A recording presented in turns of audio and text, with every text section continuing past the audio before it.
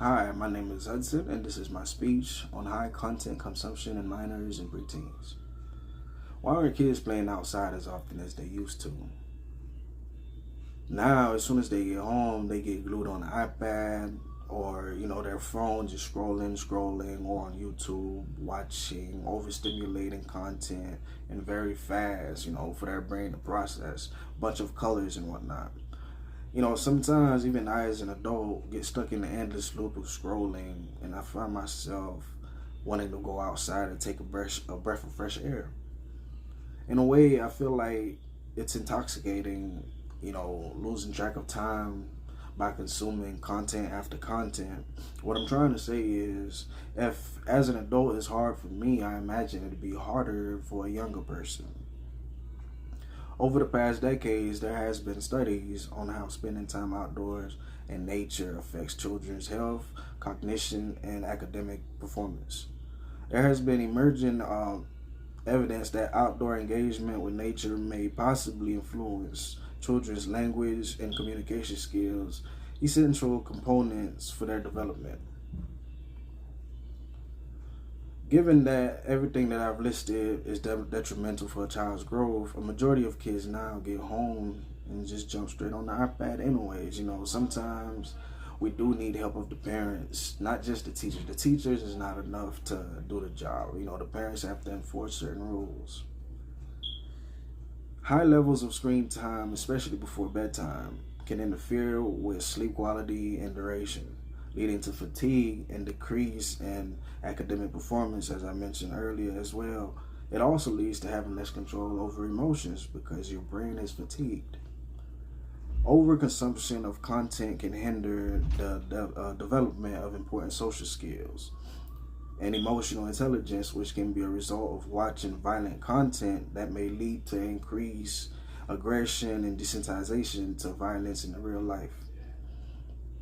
Consuming content often means less time for physical play and outdoor activities, which are vital for healthy development.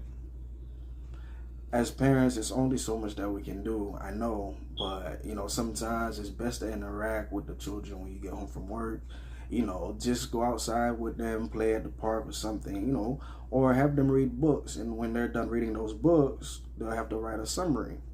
Now you guys can have a conversation about what the story that happened in the book, and so on. And it'll be good for them in the long run. They will be much happier and much healthier. And if you really think about it, these are our future doctors, lawyers, and engineers.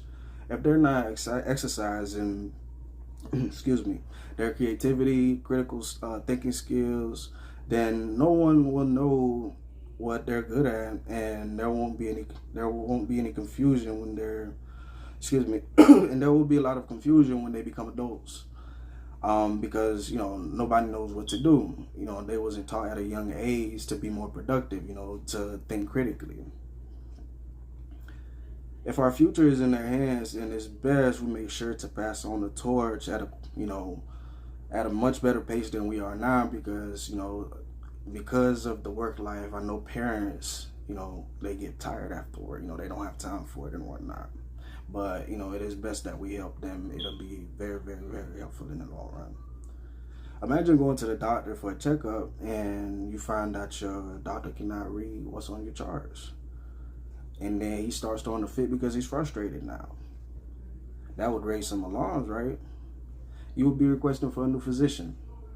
That is why it is important we limit their online usage and exercise their creativity and critical thinking skills more, so that way later on when they get in life, they're more literate and they're able to do real life jobs.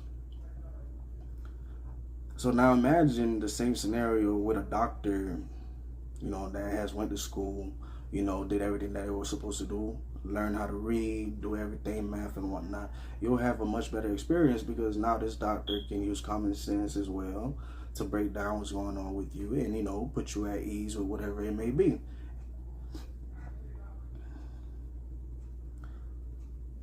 To promote healthier habits regarding content intake, we need to prioritize mindful consumption by setting limits on screen time, encouraging active engagement with content, and fostering outdoor play, face-to-face interactions. By cultivating an attitude of balance intentionally By cultivating an attitude of balance and intentionally, we can help children develop critical thinking skills and maintain a positive relationship with the media and their peers. Ultimately, supporting their overall well-being and development. As I mentioned, the youth is our future, and we have to do everything that we can to help them progress the correct way, the same way as we were taught when we were younger.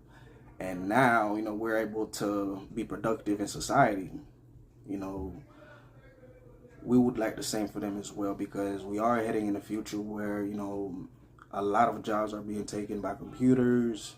Robots are taking, certain jobs and whatnot. But there are other jobs that a robot cannot do, a computer cannot do. It's going to take a doctor to correctly operate a human's brain. It's going to take the correct lawyer that actually went to law school, been through real scenarios to help you in the case. So that is why it's important to keep our children, focused on their schoolwork, and less on the online things. Limit how many times or how much time that they can use it afterwards. Like, for example, if they get an hour, 2 hours of online time, cut it to that. Then after that, make sure they're being productive, and then have an earlier bedtime, because, as I mentioned in the passage earlier, in the speech earlier, you do need sleep. Without sleep, your emotions are all over the place.